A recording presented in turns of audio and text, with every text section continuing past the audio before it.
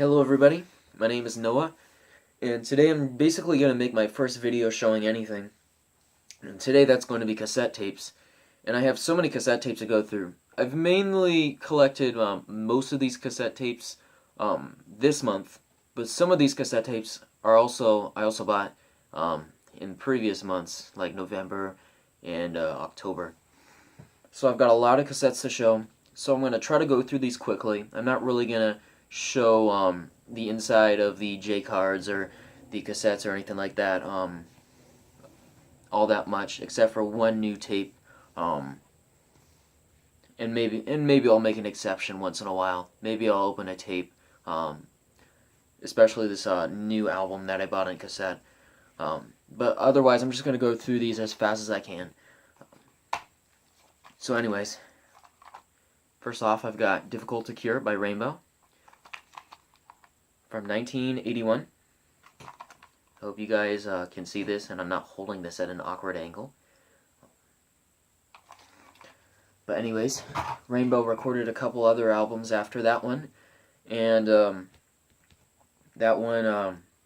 I have one of the albums after that on vinyl. Anyways, next up, "Winds of Change" by Jefferson Starship from 1982, and I have this one on vinyl as well. Well, that other album I don't have on vinyl, but this one I do have on vinyl. And I love that cover art, by the way. A sealed copy of "Miles and Coltrane." And this album originally came out in 1973. But this is a 1988 reissue / remaster. And it's still sealed with a nice price sticker. And then it also has the original price sticker on here. And it was sold at a store called Specs Music, apparently, for $6.99. Yet I found it at a Goodwill for 19 cents. Beat that, Specs Music. Anyways, moving on. A pre-rock pop, traditional pop era Natalie Cole album, "Stardust." And this came out in 1996.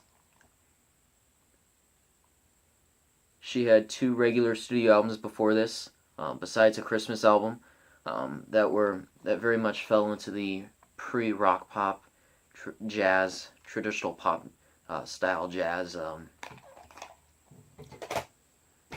style. And then in 1994, the Rolling Stones released "Voodoo Lounge," another studio album by them. And it was co-produced by Don Was, who I believe was in a group called Was Not Was. And I got that one for 19 cents at Goodwill as well. And then this one I got for 50 cents. "The Shouting Stage" by Joan Armour Trading from 1988. And I've collected, I'm starting to collect quite a few Joan Armour Trading tapes. I've still got quite a few I've collected quite a few so far, and I've still got quite a few to collect that I'm yet to get. Especially a lot of her albums from the 90s, and then a few of them from the 70s, and a couple from the 80s. So, anyways, moving on. "Chicago 9, Greatest Hits." I've had this one on vinyl for a few years. This one is from 1975. And now I have a copy of this on cassette. Awesome. "Sin After Sin" by Judas Priest. This came out in 1977. This is probably the priciest tape I've bought. This one cost me $3. Not that much. I mean, I'm not often going to buy $3 for a cassette unless it's something I really want. Otherwise, I'm going to buy it for cheaper because I know I can buy it for cheaper, especially if I go to Goodwill and find 19-cent tapes. Come on, you can't beat that.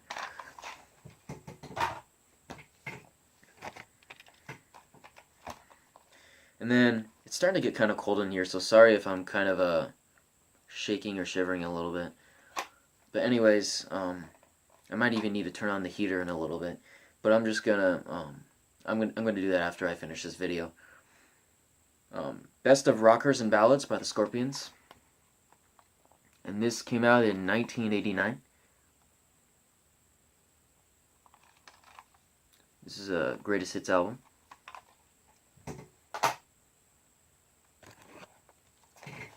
Then I've got a copy of Knee Deep in the Hoopla by Starship from 1985. One thing I noticed is that the executive producer, Dennis Lambert, is the same guy who produced the Commodore's Night Shift album from 1985. You learn something new every day. Anyways, next up we've got a copy of Alive and Screaming by Crocus. And this is a live album by Crocus, and I have maybe 2 other albums by this group, one on cassette and then one on vinyl.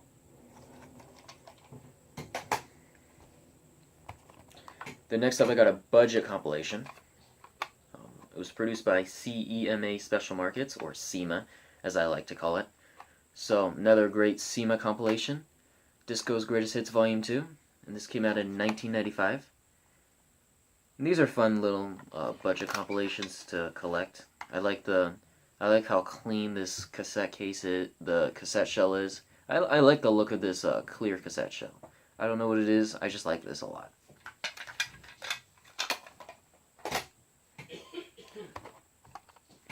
Then another compilation album. This one is mostly of R&B songs like Too Hot by Kool and the Gang, Working My Way Back to You by the Whispers, Still by the Commodores, And the Beat Goes On by the Whispers. Did I say that one already? And the Beat Goes On by the Whispers.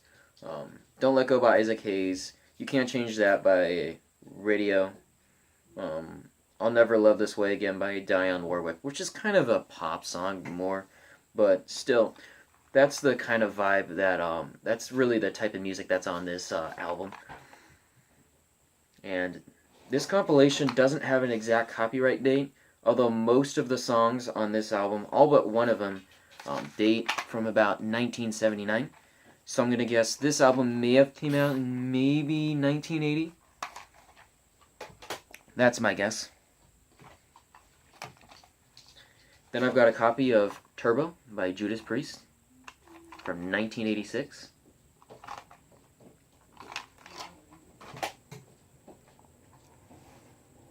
Big Thing by Duran Duran from 1988, and I have this one on vinyl. And it is manufactured by Columbia House. And so I think it might be a club copy, a music club copy. And then I've got a copy of Keys to the City by Ramsey Lewis. And Ramsey Lewis was Earth, Wind & Fire's keyboardist. And I'm not really familiar with his solo stuff, but I believe as a solo artist, he was more of a jazz artist or something like that. And he did a bit of jazz funk in the 70s. Anyways, moving on. Chicago 19. I used to have this album on an iPod Shuffle when I was in middle school, and I used to listen to this album a lot until I lost interest in my iPod Shuffle. And I've had this album on vinyl for a few years too. But anyway, good album. April Wine, The Nature of the Beast, 1981. And despite this tape being produced on Capitol Records, who generally produces some crappy quality cassette tapes, this one still plays great. It sounds great, and no squealing or dragging problems at all with the tape. So somehow, through all these years, this tape has still survived, and is still very much playable. Anyways, moving on. Blue Oyster Cult's self-titled debut from 1972. And I don't see many Blue Oyster Cult tapes out in the wild besides Mirrors and that live album from 1978. Those are the only 2 I usually see on cassette. Basically, their first 2 live albums and Mirrors are the only ones I see on cassette tape, but I never see any of their studio albums like Agents of Fortune or Secret Treaties or anything like that too often. At least I haven't come across copies of those albums, but I'll be out on the lookout for those. And for now, I've got their debut, which is great. Anyways, Moving on to an album that I bought on vinyl recently, Be Yourself by Patti LaBelle from 1989. Best known for the song Yo Mister, which I believe Prince either wrote or produced. Then a Christmas album, because it is Christmas time, Holly and Ivy by Natalie Cole. This one I bought, I think, maybe towards the end of last month. And, like most of her albums from the 90s, this one does fall mostly into that pre-rock pop, traditional pop jazz style of music she was doing at the time. Although there is one notable exception to that rule on this album, which is a song called No More Blue Christmas, which was produced by Michael Masser, who has produced a lot of ballads for Whitney Houston, like Greatest Love of All and stuff like that. And also, that same guy produced Natalie Cole's 1989 hit single "Miss You Like Crazy" from the Good to Be Back album. So the song "No More Blue Christmas," which Michael Masser produced, sounds very much like "Miss You Like Crazy." It has that same vibe to it. In fact, it almost sounds like "No More Blue Christmas" could have been a song that ended up on "Good to Be Back," despite its Christmas lyrics. It's the only song that doesn't really fall into the pre-rock pop jazz style on this album. Otherwise, it's very much that type of traditional pop Christmas album. Moving on, Ziggy Marley and the Melody Makers, Conscious Party, 1988. I've seen this one at the record store, Easy Street Records, a few times over the years, and it's kind of come and gone. But I didn't see a copy for a while until I went to the Goodwill a couple months ago. Found this in really nice shape for 19 cents. So not bad. Harbor Lights by Bruce Hornsby from 1993. And despite someone spilling some coffee on the outside of the case, the J card and the tape are just fine.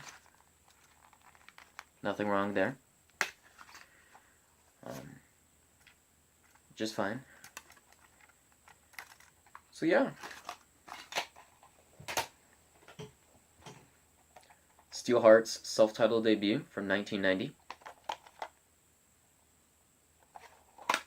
Produced on a white shell, as you can see.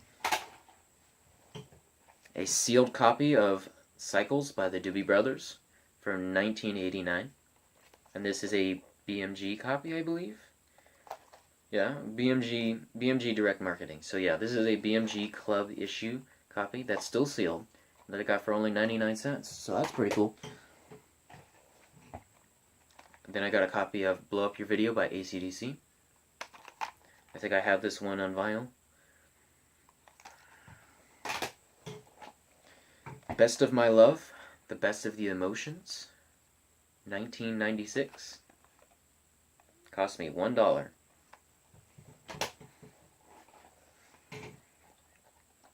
Heaven and Hell by Black Sabbath.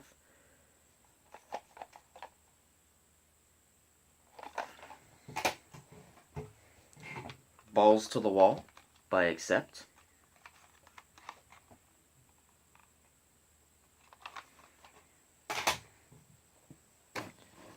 And did I show these ones already? No, I don't think I've showed these ones yet. Okay, moving on. This tape I got for free. This is the only tape I got for free, actually. This is Shaking the Tree, 16 Golden Greats by Peter Gabriel. And this is a Greatest Hits album from 1990.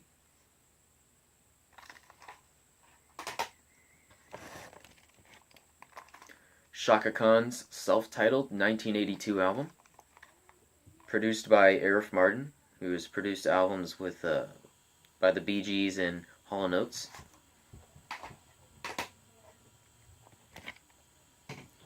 Too Hot by Peaches and Herb, and this is a RCA club copy.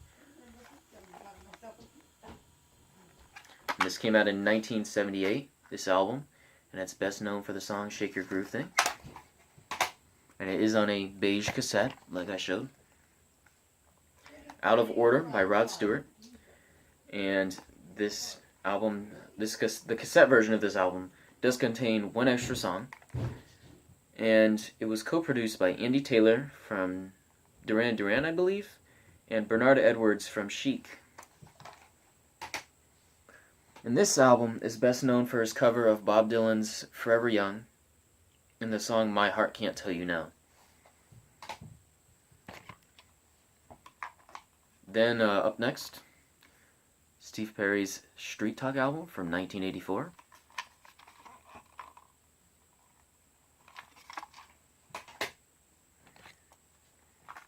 Tear Down These Walls by Billy Ocean. 1988.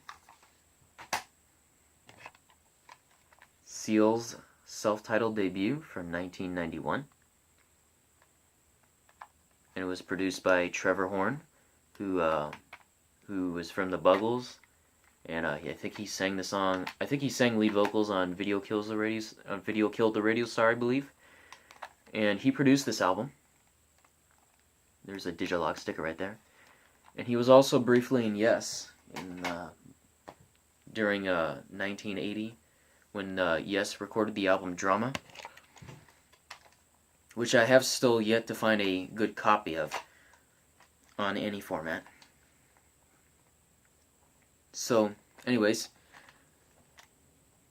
Crowded House, Temple of Low Men from 1988. And I'm not too familiar with Crowded House. The only thing I know about this band is that one of the guys from this group replaced Lindsey Buckingham in Fleetwood Mac just recently. These two tapes, I don't know what they're doing here. I didn't get those two recently. Anyways, up next, Abraxas by Santana. And I don't know if this album came out in 1970 or 1971. There's no copyright date on it, so I wouldn't know for sure. The next up, an original 1974 Snapcase tape. I've got a few post Motown Four Tops albums to show, but this when they were signed to ABC Dunhill. This is Meeting of the Minds from 1974, and I will show the inside of this. It's a blue GRT tape, and yeah, cost me only 50 cents. Another ABC Dunhill Snapcase Four Tops album. This is what is this? Keeper of the Castle. This came out in 1972. Also 50 cents. This is not a Snapcase album, but it is from the ABC Dunhill era of the Four Tops. This came out in 1974, and this is a live album, live and in concert.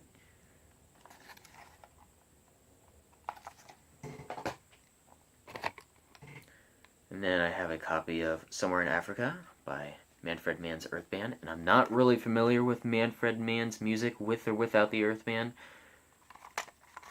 But that's why I decided to buy this tape. Because I'm curious. Goddess of Love by Phyllis Hyman from 1983. That was kind of a blind buy. Because I'm not really familiar with Phyllis Hyman's music very much. So, yeah. Anyways, Love Come Down, the best of Evelyn Champagne King. Greatest Hits album from 1993, mostly containing her hit singles from between 1977 and 1985, when she was signed to RCA Records. Herbie Hancock, Monster, 1980. Herbie Hancock also released another studio album the same year called Mr. Hands, which I have on vinyl. And that's the only Herbie Hancock album I actually own on vinyl. And then I only own two other Herbie Hancock albums, and those are on cassette, and they're from the 80s. And they're up there on my cassette wall up here. Anyways, moving on. Dare by the Human League from 1981. Best known for the hit single, Don't You Want Me?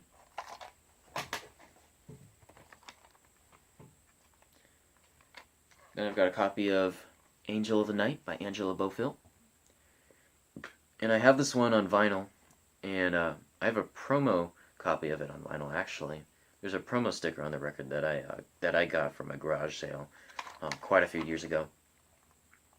And this tape, I just found this one today, although it does have a squealing problem, so I will have to give it the silicone spray lubricant treatment, which is what I use when tapes are dragging or anything like that. I'll just spray a little bit of silicone spray in there, and then just kind of rewind and fast forward the tape, and then let it sit for a few days. So that's what I'm going to try to do with this tape, because it is having a squealing problem.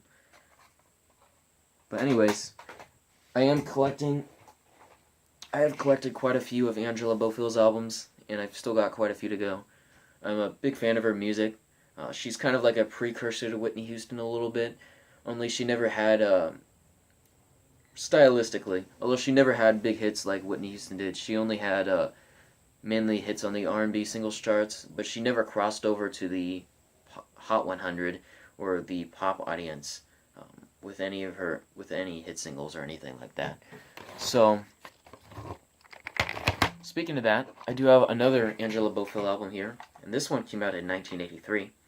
This is Teaser.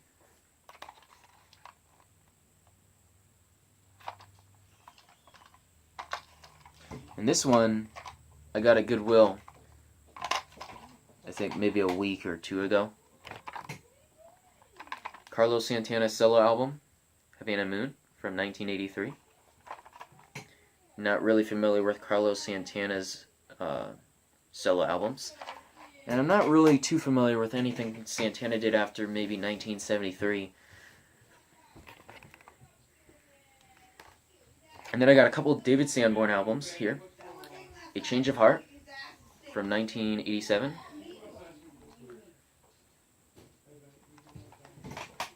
And the follow-up album, Close Up, from 1988, which apparently contains one extra song on the cassette edition of this, which is what this has.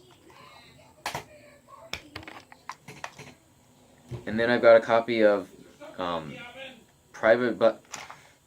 Sorry, people out there, people are yelling out just outside of my room, and it's kind of distracting.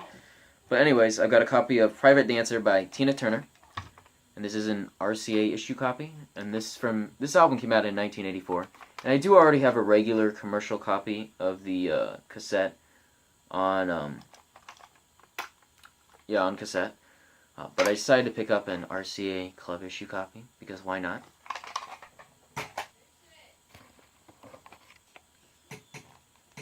And then I've got a copy of ZZ Top Greatest Hits, 1992. Mostly containing their music from 1979 up to about 1990. Then a few newly recorded tracks for this compilation, recorded in 1992. As well as a couple of their early to mid-70s hits that were remixed for the compilation to sound a little more contemporary. And then Ain't Nothing Stopping Us Now by Tower of Power, which was released in 1976. And I do have this one on vinyl. It's a great soul funk album. And I did buy this one today for $2. And I did have to glue the pressure pad back in this one because it fell out. But I glued it back in successfully, as you can see. Looks nice. And then I have one more tape to show you. It is a brand new album, or a brand new cassette that I bought. I bought it last month. I did open it and I did listen to it once. But it is a recent album that came out back in February. It does say copyright 2017 on here. But it actually came out in February of this year. And I bought this off Amazon sealed. This is a copy of Thunderbolt by Saxon.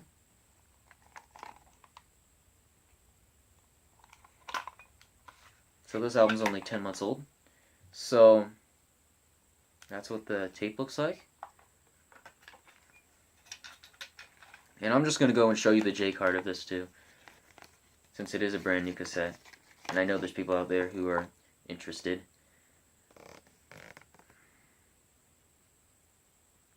Great album. And the tape sounds pretty good too. Listened to it all the way through once, so yeah, great sound quality. And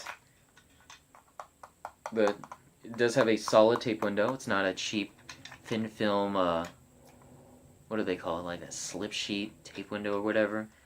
It's just a solid hard plastic tape window.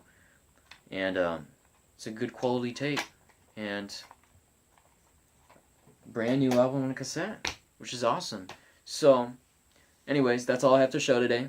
Kind of went through these kind of quickly, but anyways, I will try to make another video whenever I can. Just depends on how much stuff I rack up, whether that be on vinyl or cassette. So, anyways, thank you for watching, guys, and I will see you next time. Take care.